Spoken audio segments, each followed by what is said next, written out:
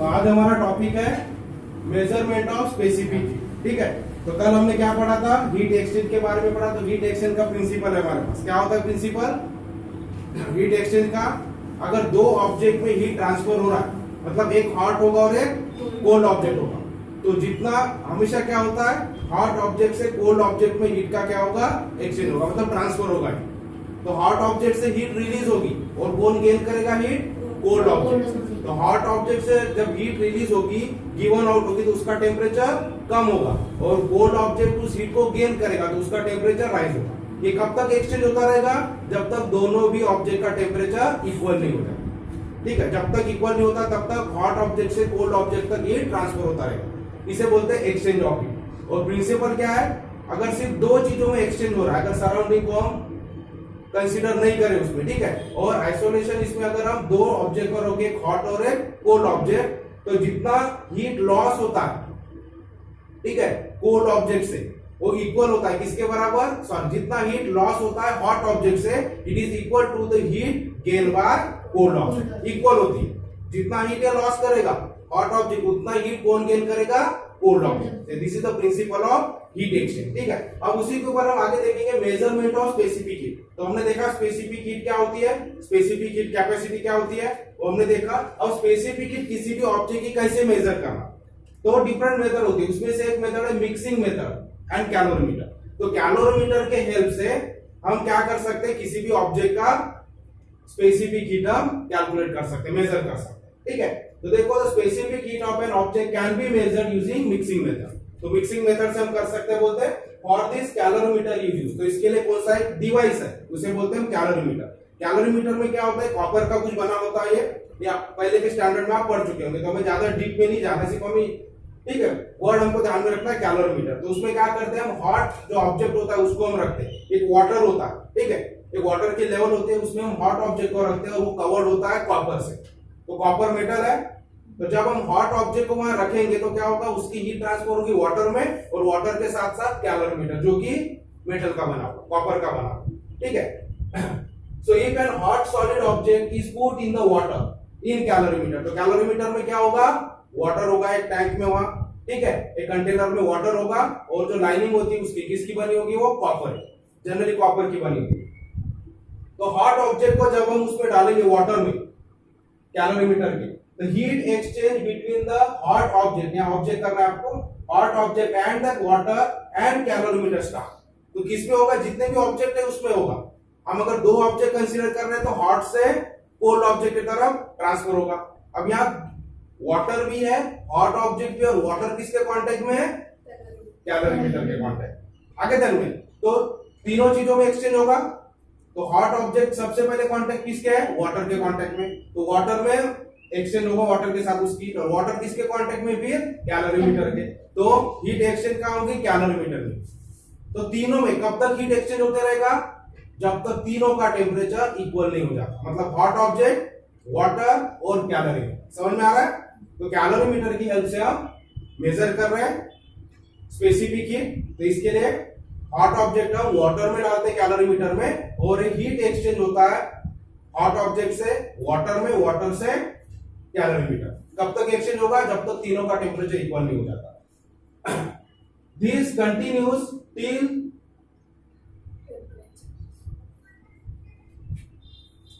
ठीक है, यहाँ word use, this continues till temperature of the solid object, water and the calorimeter become equal. तो तीनों का टेम्परेचर जब तक इक्वल नहीं हो जाता तब तक ये एक्सचेंज चलता रहेगा। ठीक है, अब तीनों का टेम्परेचर जब एक हो जाएगा, हॉट ऑब्जेक्ट, वाटर और कैलोरीमीटर, तो इसमें क्या होगा, प्रिंसिपल क्या कहता है, हमारा तीन ऑब्जेक्ट है, तो लॉस कौन कर रहा है, हीट, हॉट ऑब्जेक्ट। तो heat loss by hot object is equal to कितना हो जाएगा, हीट गेन कौन कर रहा है, वाटर भी कर रहा है, और हीट गेन कौन कर रहा है, कैलोरीमीटर भी कर रहा है। तो लॉस एक ही वजह से हो रहा है, किससे हो रहा है लॉस, हॉट ऑब्जेक्ट से। गेन दो चीजें कर रही है, तो जितनी हीट लॉस होगी उतनी ये दोनों का गेन करेंगे, दोनों मिलकर गेन करेंगे। जितना हीट लॉस हो रहा है हॉट ऑब्जेक्ट से, वो गेन कौन कर रहा है, वाटर प्लस कैलोरीमीटर। ठीक है, तो हम प्रिंसिपल क्या बोलता है कि जितनी हीट लॉस होती है उतनी गेन होती है। आगे ध्यान में, तो हमें क्या मिलेगा, therefore heat loss by solid object, तो सॉलिड ऑब्जेक्ट को जो हीट लॉस किया is equal to heat gain by water in calorimeter, तो कैलोरीमीटर में जो वाटर है उसने हीट गेन किया, यहां होगा plus heat gain by calorimeter. आगे दिन में तो कैलोरीमीटर ने जितना हीट गेन किया और वाटर ने जितना हीट गेन किया दोनों को प्लस करेंगे तो क्या मिलेगा हमें, heat loss by solid object. समझ में आ गया, दोनों का मिला के, क्योंकि दोनों इक्वल होता है, जितनी हीट लॉस होती है उतनी हीट एब्सॉर्ब होती है या गेन होती है, लेकिन यहाँ दो चीजें गेन कर रही है, तो कैलोरीमीटर भी गेन कर रहा है, वाटर भी गेन कर रहा है, तो दोनों मिलकर जितनी हीट एनर्जी गेन करेंगे वो किसके इक्वल होगा, सॉलिड ऑब्जेक्ट जो लॉस किया है। आगे दिन में जितने हीट इसने लॉस किया है ये दोनों ने मिलकर उसके बराबर हीट एब्सॉर्ब किया। तो समझ में आ गया फर्स्ट इक्वेशन आपको, तो heat loss by solid object is equal to क्या हो जाएगा, heat gain by water plus heat gain by calorimeter.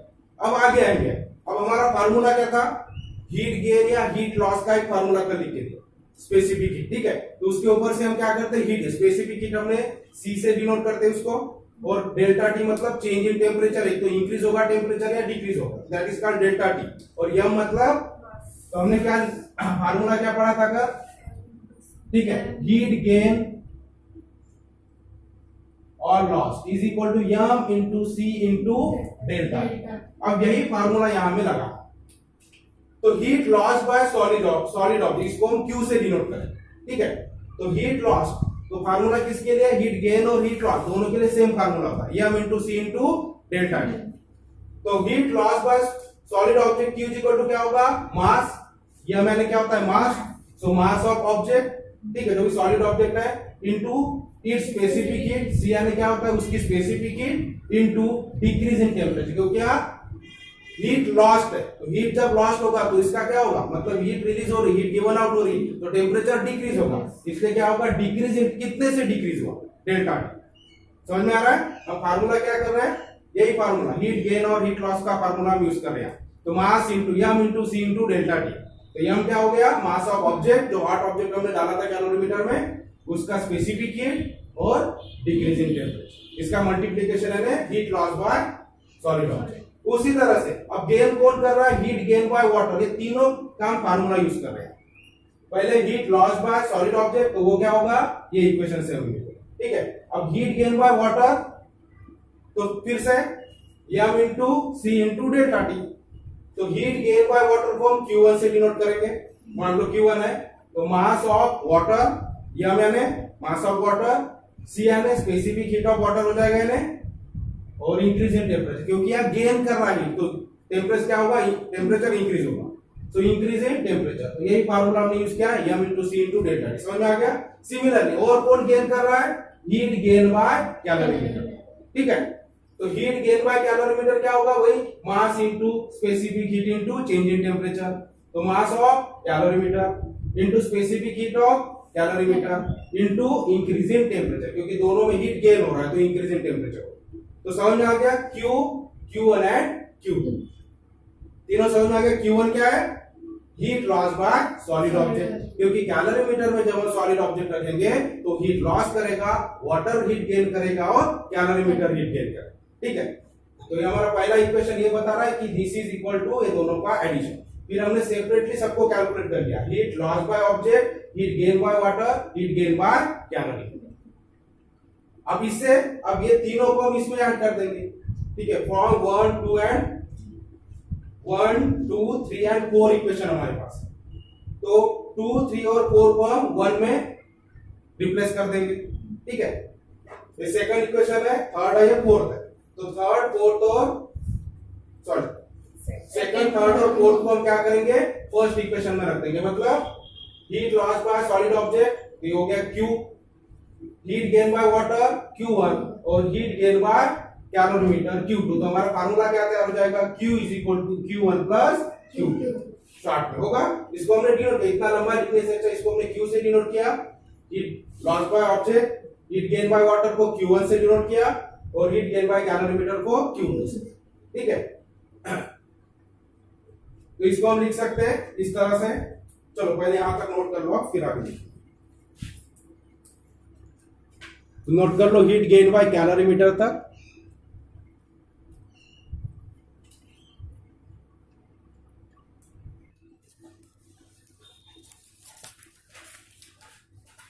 ठीक है, तो तीन इक्वेशन हमने देखा, हीट लॉस Q, ठीक है, heat gain by water Q1 and heat gain by calorimeter Q2, ठीक है। अब इसको हम इसमें रिप्लेस कर लेंगे तो क्या होगा, Q is equal to Q1 plus Q2।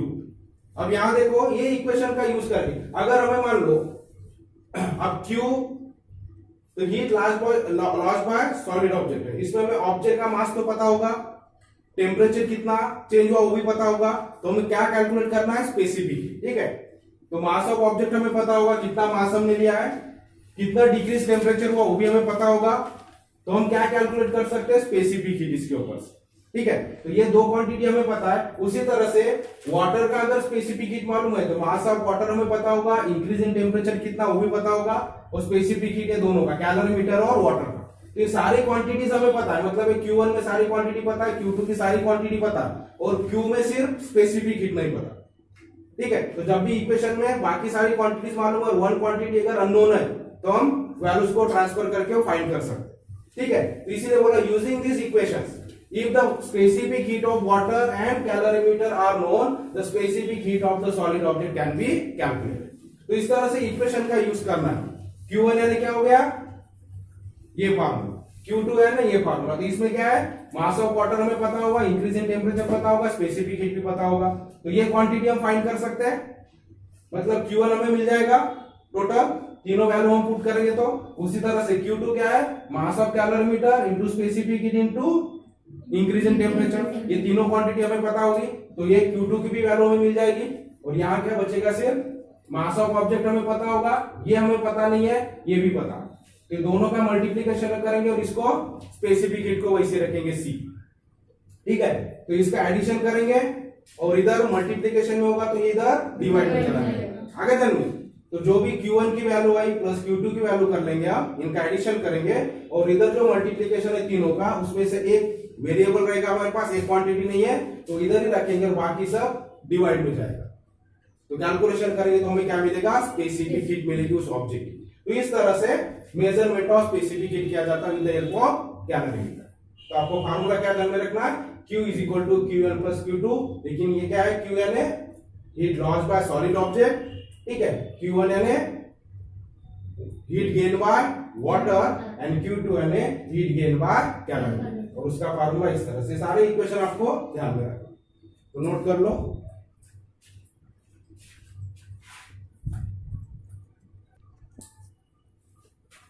अभी देखो शॉर्ट एग्जांपल टॉपिक से रिलेटेड जो हमने पढ़े अभी तक, जो फार्मूले पढ़े।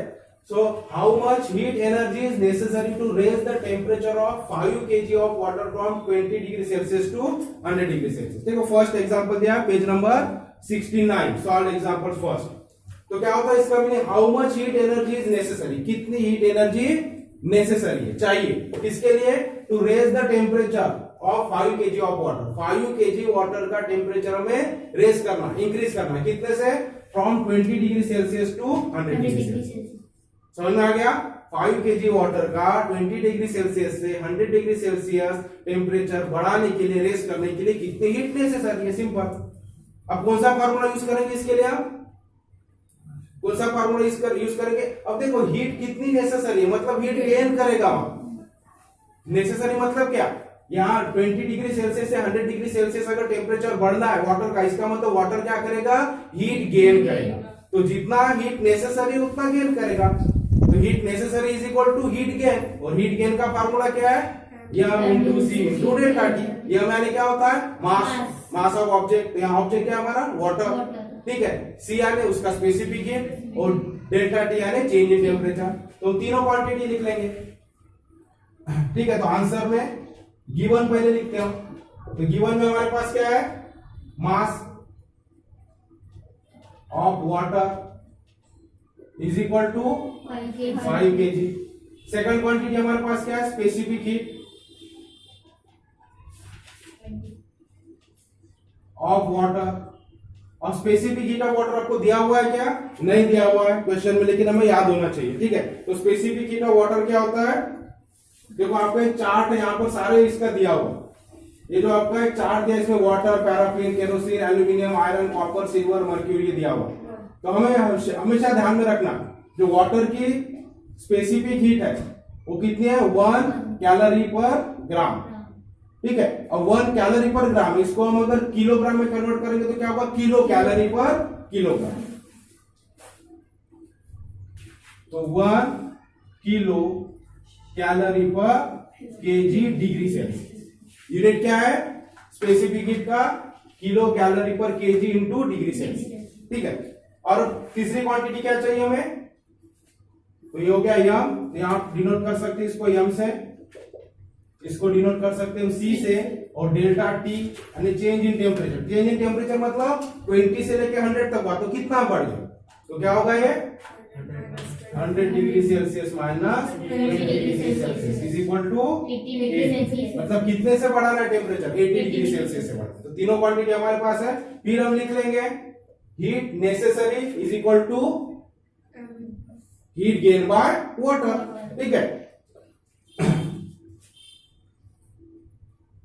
सो heat energy necessary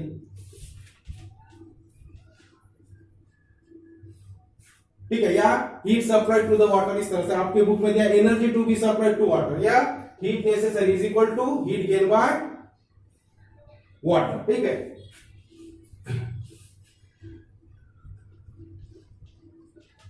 heat energy necessary to raise the temperature is equal to heat gain by water, और heat gain by water is equal to क्या होगा फार्मूला, यम इंटू यम into c into delta T. अब values put करेंगे हम, यम की value कितनी है 5 KG, सो 5 into सी की वैल्यू क्या है 1, ठीक है। यूनिट के साथ मत लिखो, कंफ्यूजन हो सकता है आपको, तो यूनिट छोड़ देंगे हम, और लास्ट में कैलकुलेशन में, तो ये 1 है, ये यूनिट है पूरा, किलो कैलोरी पर केजी, ये भी केजी में, इसलिए इसको हमने केजी में लिया, ठीक है। इनटू डेल्टा टी क्या होगा 80, कैलकुलेशन करो कितना होगा 5 इंटू 1 5, तो कितना हो जाएगा ये 400। और ये किसमें मेजर करते हैं, हीट एनर्जी जूल में, तो क्या हो जाएगा ये जूल, या फिर किलो कैलोरी, यहाँ किलो कैलोरी हमने दिया है, किलो कैलोरी। तो हीट का यूनिट एक तो जूल है या फिर कैलोरी है, तो कैलोरी को हम किलो कैलोरी, तो 400 किलो कैलोरी इतना एनर्जी नेसेसरी होगा या रिक्वायर्ड होगा to raise the temperature of 5 kg of water from 20 degree Celsius to 100 degree Celsius. तो हमें तो फाइनल आंसर लिख लेंगे, hence the heat energy necessary to raise the temperature of water equal to, so therefore heat energy necessary to raise the temperature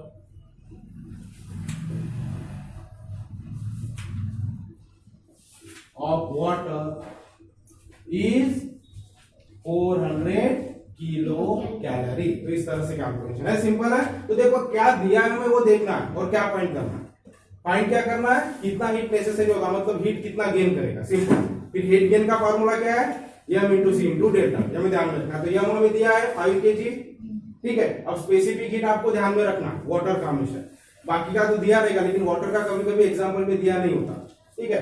तो हमेशा ध्यान में रखना है 1 कैलोरी पर ग्राम होगा। अगर ये कैसी क्वांटिटी देखना, ये केजी में तो इसको केजी में ले लो, ठीक है, किलो कैलोरी और केजी पे। अगर ये ग्राम में दिया है तो इसको भी ग्राम में ले लो, तो यहाँ कैलोरी पर ग्राम आएगा, ठीक है। फिर डेल्टा टी यानी टेम्परेचर की रेंज आपको दी रहेगी, तो उसमें से माइनस करना, या इंक्रीज करना है तो हाई में से लो को हम माइनस करेंगे, और डिक्रीज होगा तो ऑलरेडी टेम्परेचर ज्यादा रहेगा और कम दिया रहेगा, ठीक है। तो लॉस होगा, वहां पर हीट एनर्जी लॉस होगा जब भी टेम्परेचर डिक्रीज करना है, और जब टेम्परेचर इंक्रीज करना है तो हीट गेन का फॉर्मूला एक ही है, सिर्फ डेल्टा टी के तरफ हमें ध्यान में रखना।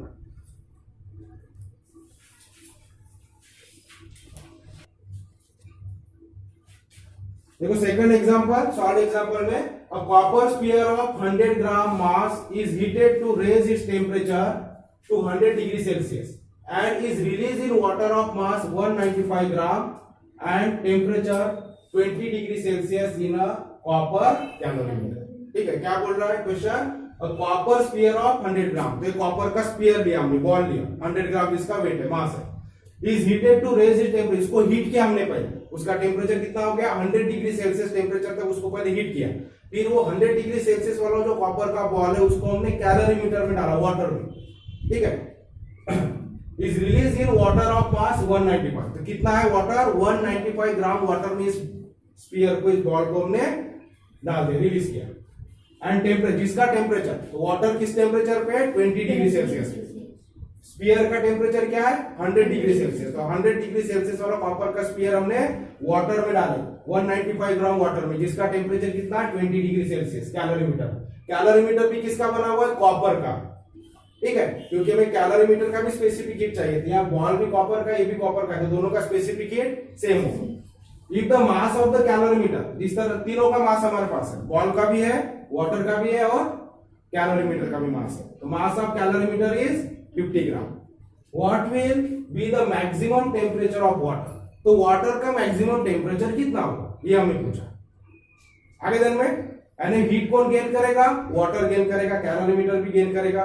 तो हमें हीट गेन करके कि उसका टेम्परेचर क्या होगा वो हमें फाइंड करना है, वाटर का।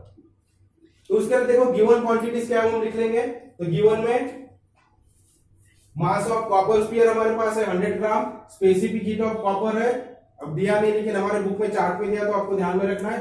Specific heat of copper 0.1 calorie पर ग्राम डिग्री सेल्सियस, ठीक है। अब यहाँ स्पेसिफिक हीट का यूनिट हमें कैलोरी पर ग्राम डिग्री सेल्सियस देना है, क्योंकि ये मास हमें ग्राम में दिया हुआ, ठीक है।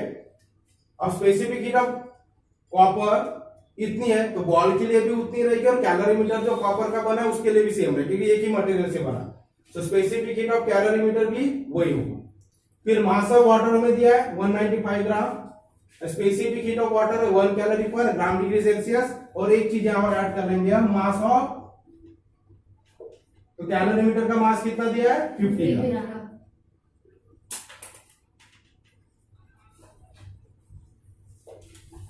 अब देखो हमारा जो फार्मूला है क्या होता है, अगर हॉट ऑब्जेक्ट हम कैलोरीमीटर में डालेंगे तो हीट लॉस करेगा, तो heat loss by copper sphere is equal to heat gain by water plus heat gain by calorie. Formula हमने देखे, तो कैलोरीमीटर में जब भी हॉट ऑब्जेक्ट रखेंगे तो हीट लॉस करेगा और हीट गेन कौन करेगा, वाटर प्लस कैलोरी। यहां लिख लेंगे। यहाँ अब कब तक हीट का ट्रांसफर होगा, जब तक तीनों इक्विलिब्रियम में नहीं आ जाते, मतलब इक्वल टेम्परेचर नहीं हो जाते। अब वो इक्वल टेम्परेचर है तो मैक्सिमम टेम्परेचर होगा सभी का, तो उसको मान लेते हैं हम टी, कैपिटल टी से डिनोट कर लेते हैं, ठीक है। आपकी बुक में उस तरह से दिया है। तो सपोज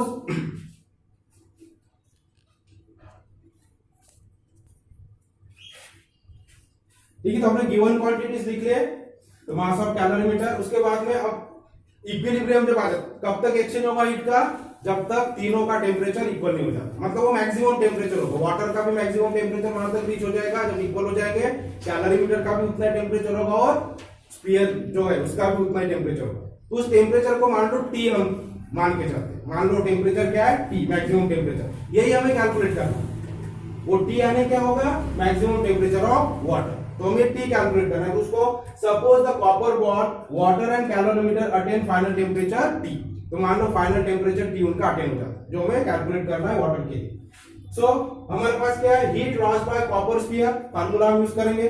अब हीट कौन लॉस कर रहा है, कॉपर स्फीयर, वो किसके इक्वल होगा, heat gain by water plus heat gain by calorimeter. So heat loss by copper sphere is equal to heat gain by water plus heat gain by calorimeter.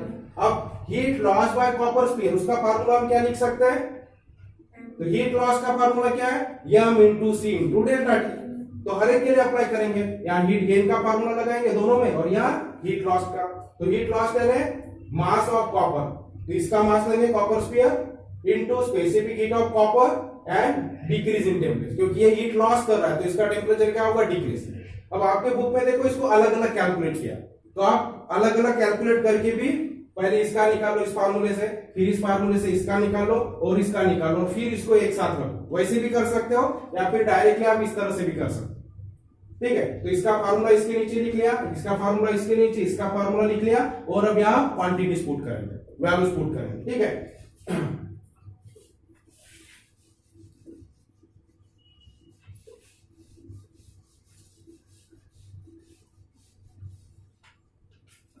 तो values put करो तो क्या होगा, देखो क्या हमारे पास मास ऑफ कॉपर कितना है, तो मास ऑफ कॉपर 100, क्या लिख सकते हैं हम, therefore 100 into specific heat of copper क्या है 0.1, ये हो जाएगा 0.1 इंटू थर्ड का क्या है डिक्रीजिंग टेम्परेचर। अब डिक्रीजिंग टेम्परेचर यानी क्या होगा, फाइनल टेम्परेचर कितना हो रहा है T और इनिशियल टेम्परेचर कितना था 100।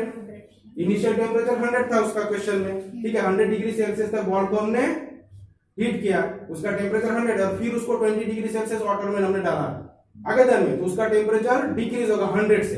तो फाइनल टेम्परेचर T है और पहला टेम्परेचर 100 था, तो 100 माइनस T हो जाएगा डिक्रीज इन टेम्परेचर। तो क्या होगा ये 100 minus T, final temperature T और इनिशियल टेम्परेचर 100 था, तो 100 ही मैक्सिमम था पहले और उसका डिक्रीज होगा, तो कितने से डिक्रीज होगा मतलब 100 माइनस T हो जाएगा इज इक्वल टू। अब इधर की क्वांटिटीज पुट करो, मास ऑफ वाटर कितना था 195, मास of water 195, specific heat of water 1 into increase in temperature, इसका टेम्परेचर इंक्रीज होगा, कैसे निकालेंगे। अब इंक्रीज हुआ मतलब पहले 20 डिग्री सेल्सियस था मतलब कम था, अब इंक्रीज हुआ तो T पे पहुंचा, तो क्या हो जाएगा T माइनस 20। तो मैक्सिमम टेम्परेचर हमने लिया T, मैक्सिमम टेम्परेचर T है, इनिशियल टेम्परेचर इसका कितना था 20, मतलब 20 से T तक इंक्रीज हुआ, तो डिफरेंस क्या रहेगा T माइनस 20। फॉर एग्जांपल अगर 20 पहले और बाद में 80 डिग्री हो गया, मान लो T के जगह 80 है, तो दोनों का डिफरेंस क्या होगा 80 माइनस 20 यानी 60। तो सेम हमें वही करना है, तो हमें T फाइंड करना है, T पता नहीं है, तो टेम्परेचर क्या हो जाएगा, ये चेंज इन टेम्परेचर या increase in temperature of water क्या हो जाएगा T माइनस 20। उसी तरह से heat gain by calorimeter, mass of calorimeter 50, तो ये क्या हो जाएगा यहाँ इक्वल टू साइन, यहाँ प्लस साइन है तो plus, mass of calorimeter 50 into specific heat फिर से 0.1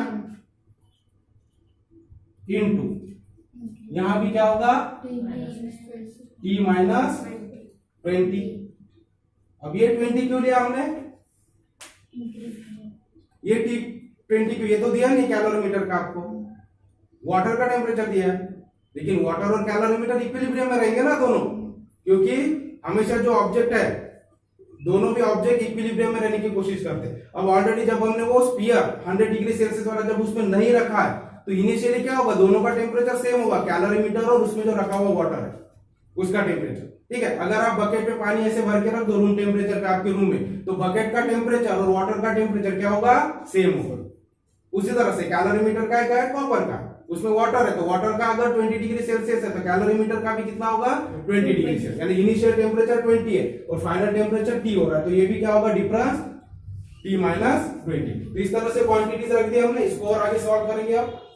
देयरफॉर अब इसको कैलकुलेट करो, 100 इंटू 0.1 क्या होगा 10, ठीक है, 100 इंटू 100 और ये 1 डेसिमल पॉइंट आएगा तो क्या हो जाएगा 10।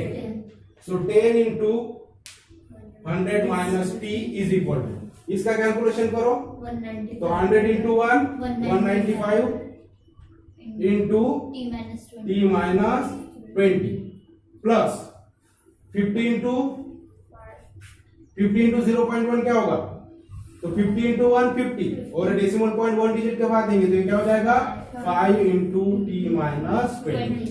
अब इसको और सॉल्व करेंगे हम आगे।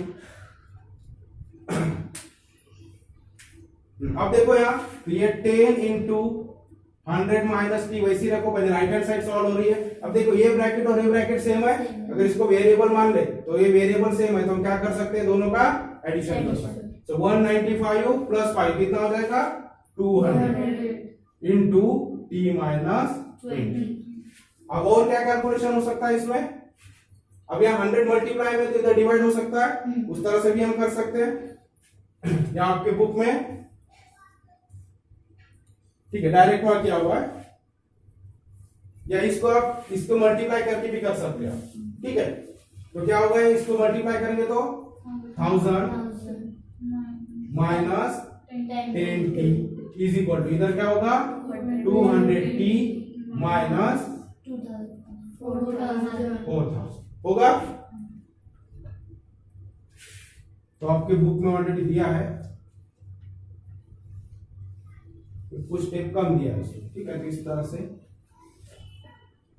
देयरफॉर क्या होगा, अब क्वांटिटीज टी को एक साइड में रखो, हमें टी कैलकुलेट करना है, टी फाइंड करना है, मैक्सिमम टेम्परेचर ऑफ वाटर। तो मैक्सिमम टेम्परेचर वाटर का भी वही होगा, कैलोरीमीटर सबका वही होगा। तो टी एक साइड में रखेंगे तो क्या होगा, ये टी, ठीक है। तो टी को इधर लेके जाएंगे तो क्या होगा, 200t प्लस 10, ये प्लस हो जाएगा तो कितना हो जाएगा 210t इज इक्वल टू, ये माइनस इधर आएगा तो प्लस हो जाएगा, मतलब 5000। तो माइनस टी को हम माइनस 10t को राइट साइड में लेके जा रहे हैं और 4000 को इधर ला रहे हैं, तो ये प्लस हो जाएगा, तो ये क्या हो जाएगा 5000 and therefore t is equal to 5000 divided by 210। तो ये डिवीजन आता है 23.8, तो 23.8 डिग्री सेल्सियस, ये हो गया फाइनल आंसर। ठीक है, तो वाटर का टेम्परेचर, मैक्सिमम टेम्परेचर क्या होगा 23.8 डिग्री सेल्सियस। ठीक है, तो आपके बुक में ऑलरेडी सॉल्व किया हुआ है, तो इस तरह से आप डायरेक्ट इस तरह से फार्मूला करके कर सकते हो, या फिर अलग अलग आपके बुक में ये क्वांटिटी अलग कैलकुलेट किया है, इसको अलग किया, इसको Q नाम दिया, इसको Q1 और इसको Q2 नाम दिया, तीनों क्वांटिटी को सेपरेटली कैलकुलेट किया और फिर एक साथ रखा उसको। ठीक है, तो देखो यहाँ आपकी बुक में Q को डिफरेंट, ये अलग Q अलग किया, Q1 अलग किया, Q2 अलग किया, और फिर Q is equal to Q1 plus Q2 में ये क्वांटिटी आ रहा है, तो ये फार्मूला बाजू बन जाता है, तो इसको फिर आगे इस तरह से सेम सॉल्व किया। ठीक है।